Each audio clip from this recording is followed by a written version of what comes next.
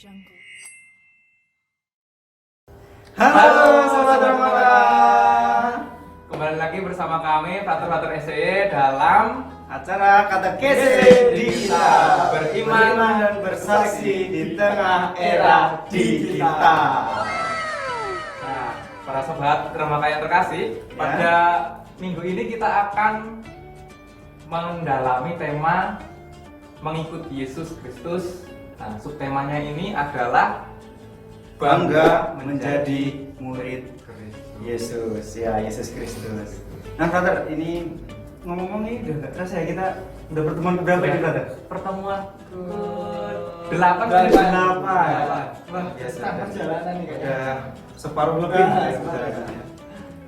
Nah, sekarang langsung saja Frater ya, Ya. dalam to the point saja ya. Mm-mm. Kapan sih kita itu menjadi seorang Kristen? Seorang Kristen ya, seorang Kristen. Tapi sebelumnya, Hah? kita pengen tahu dulu sih, Heeh. apa sih artinya Katolik gitu ya? Oh ya. Kita kan orang-orang Katolik. Ya, sebelum menjawab ini, mungkin Frater jadi tahu ya. Kira-kira kita itu menjadi orang Katolik itu sejak kapan? Tanya ini sudah Tanya. tanya. Kita jadi orang Katolik sejak yang jelas ketika kita menerima sakramen baptis. Iya. Benar sekali. Jadi teman-teman atau sobat remaka, kita pertama kali disebut sebagai orang Katolik itu ketika kita sudah dibaptis. Nah, ketika kita dibaptis kita disebut sebagai orang Katolik. Nah, tadi Frater Bayu punya pertanyaan. Memang Katolik itu apa sih? Kata Katolik itu sebenarnya asal katanya dari bahasa Yunani. Wow, Yunani. Ya. Katolikos. Oh iya. Katolik. Artinya itu universal, umum. Ya umum berarti ya. Terus apa maknanya gitu ada? Maksudnya ada pertanyaan umum apa? Apa hubungannya dengan gereja Katolik itu? Iya. Nah, jadi hubungannya itu gereja di dunia ini itu dipanggil untuk mewartakan kepenuhan dan totalitas iman, membawa kepenuhan sarana keselamatan, dan diutus kepada segala bangsa dari segala zaman, apapun kebudayaannya. Jadi gereja Katolik atau gereja kita itu tidak mengenal misalnya gereja khusus orang Jawa, gereja khusus orang apa? Kita ini apa ini? Orang Sumatera. Enggak. Yang tinggal di Jawa. Iya, gitu. Jadi enggak seperti gereja Katolik itu umum, terbuka untuk semua kalangan, baik yang muda, yang tua, yang ya dari suku manapun itu Umur. diterima. Iya, dari segi umur diterima. Berarti nggak eksklusif ya Ter ya. Inklusif. Iya, namanya. inklusif. Nah, ini dikatakan di dalam KKGK Nah, nomor apa itu? 166. KKK itu apa? KKGK itu Panjangannya Kompendium Kompendium Katekismus Gereja Katolik. Nah, itu arti Katolik. Terus tadi ngomong-ngomong soal baptis tadi ya. Hmm. Terus daya guna baptis itu sebenarnya apa itu? Oh ya, Frater. Saya lupa juga tadi kata Katolik tadi ya. Kata Katolik sebenarnya kapan ya kita itu disebut orang Katolik? Oh iya, Sejak zaman kapan gitu misalnya? zamannya maksudnya. Sejak zamannya.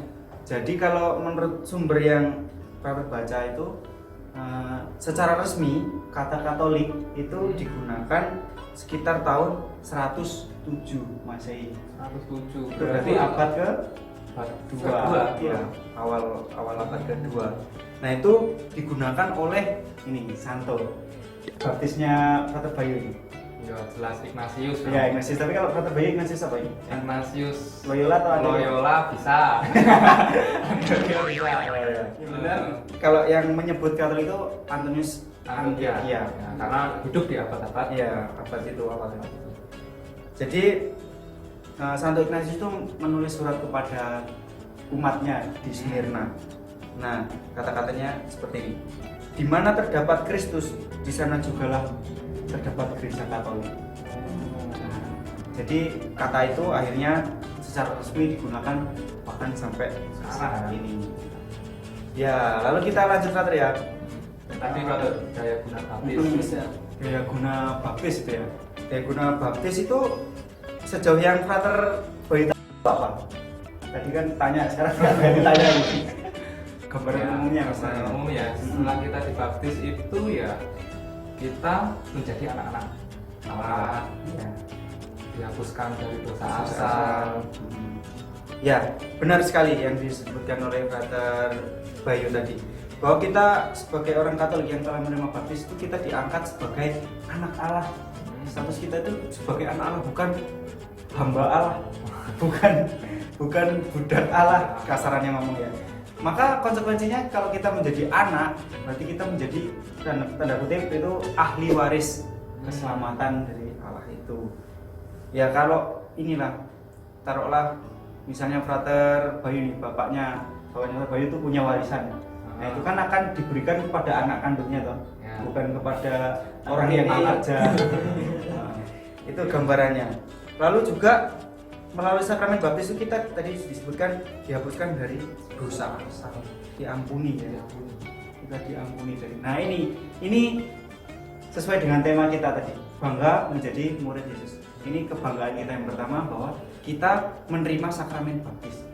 Ya. Itu artinya kita dianggap sebagai anak Allah, disatukan dalam anggota gereja Katolik dan juga dihapuskan dari dosa asal kita. Ini yang pertama. Lalu Lagi? ada lagi, Father. Yang kedua itu kebanggaan yang kedua. Oke, tadi yang pertama ya. Ya, ini yang tadi yang pertama, ini yang kedua. Gereja kita itu Nah, kira-kira usianya sudah berapa, Father Dedi?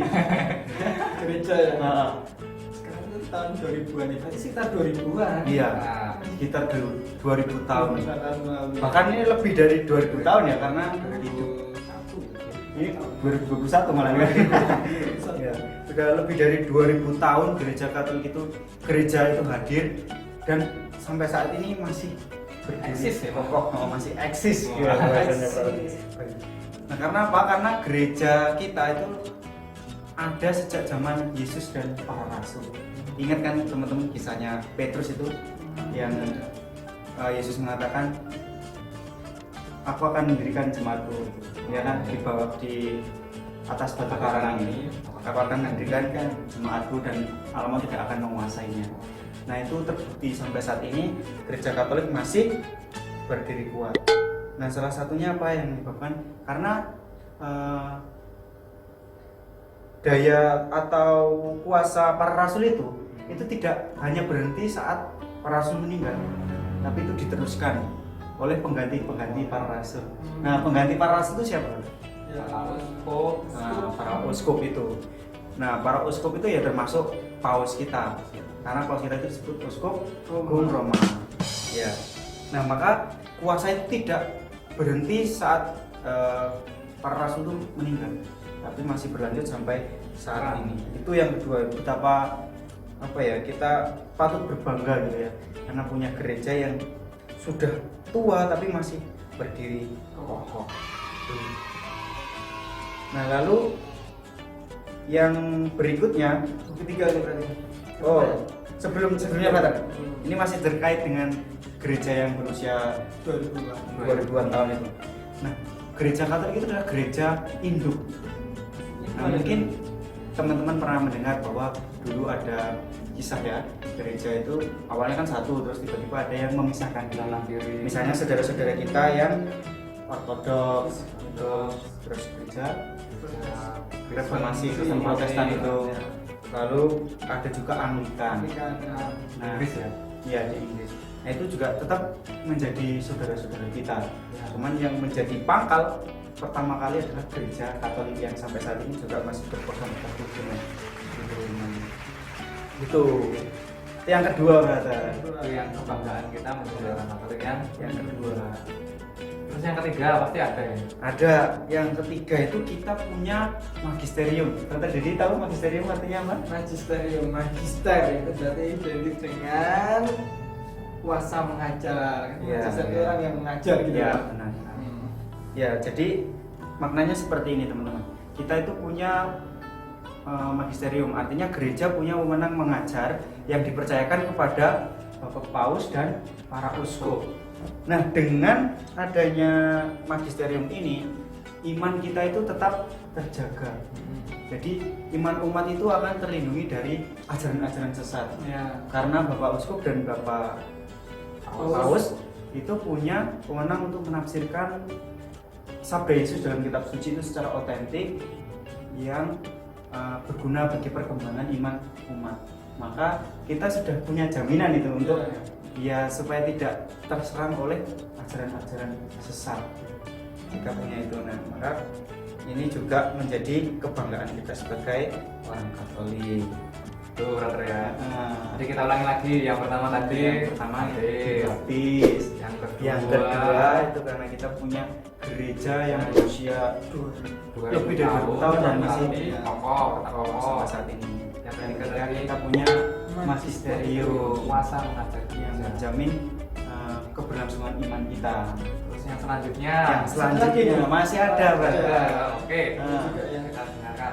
Brother punya santo pelindung kan? ya punya toh. Siapa, brother? Tebak siapa?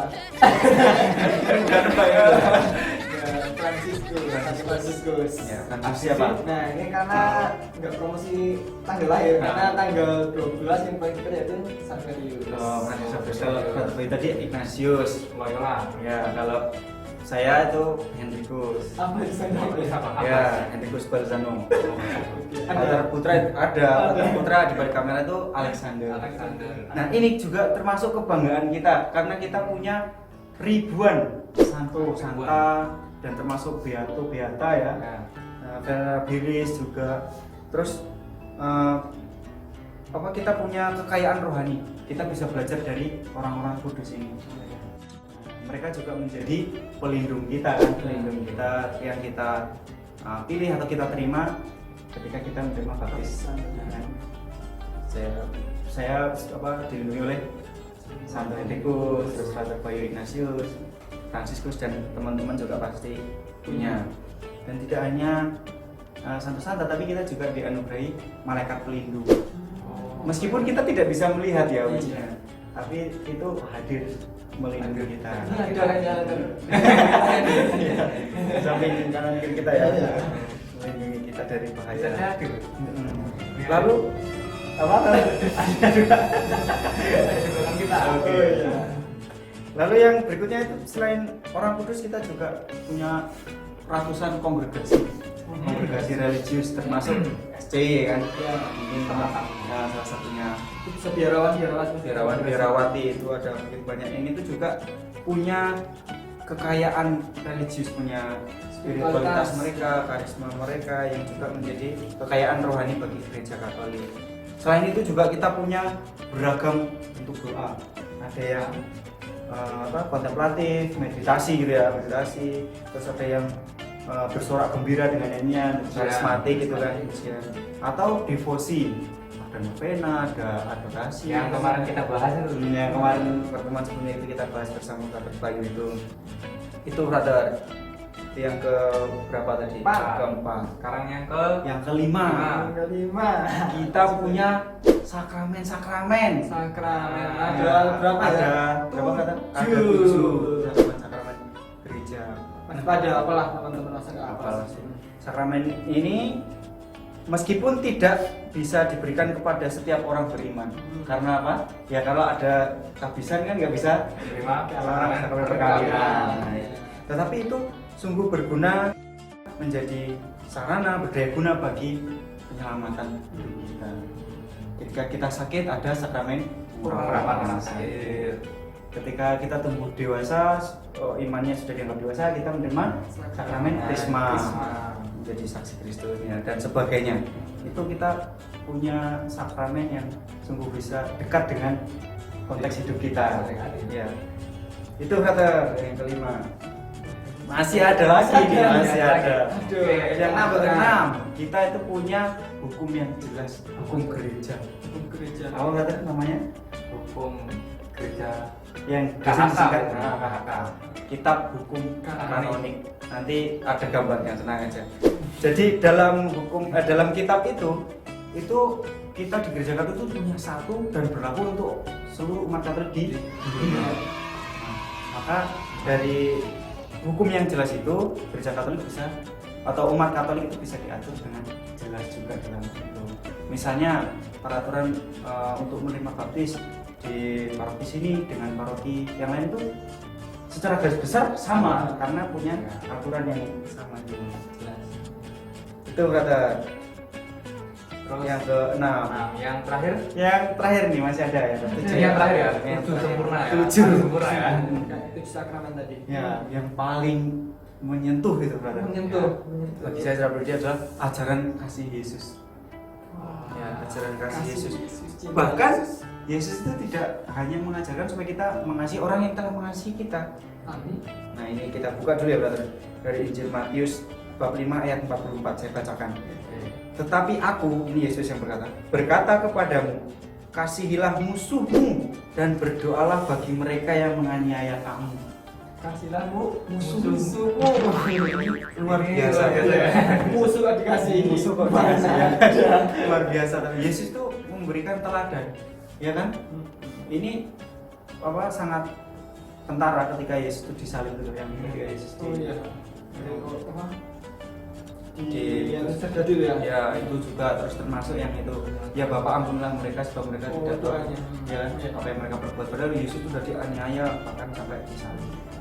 Itu bukti nyatanya. Maka kita juga sebagai orang Katolik itu ini kebanggaan sekaligus menjadi tantangan ya Pak ya.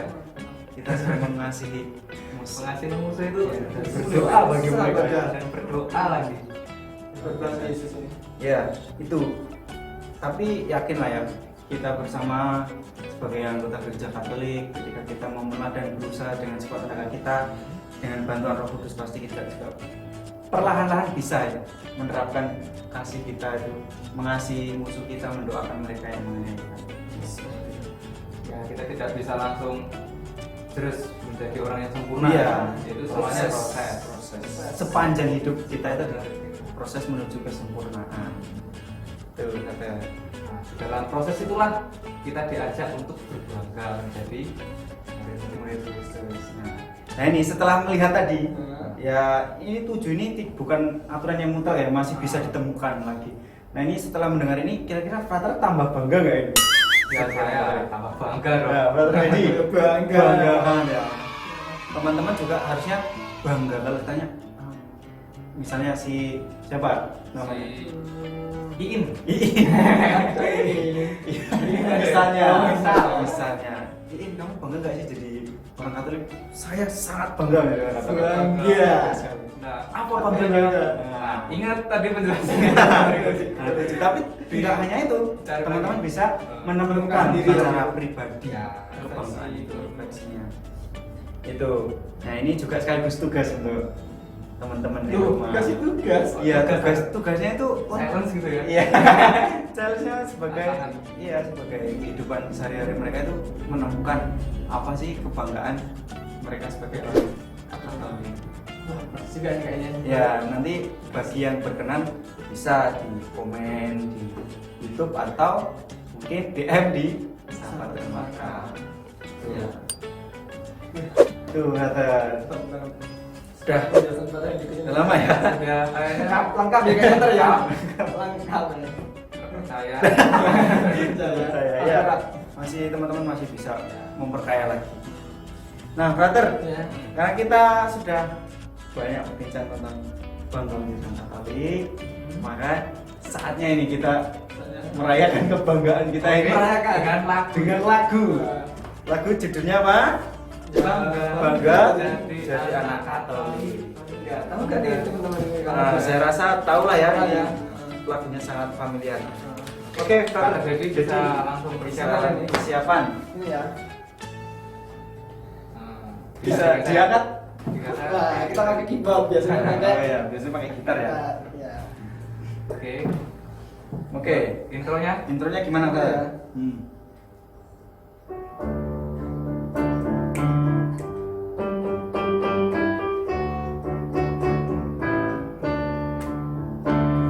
Aku bangga jadi anak Katolik, penuh kasih berdoa untuk semua, penuh kasih berdoa untuk semua.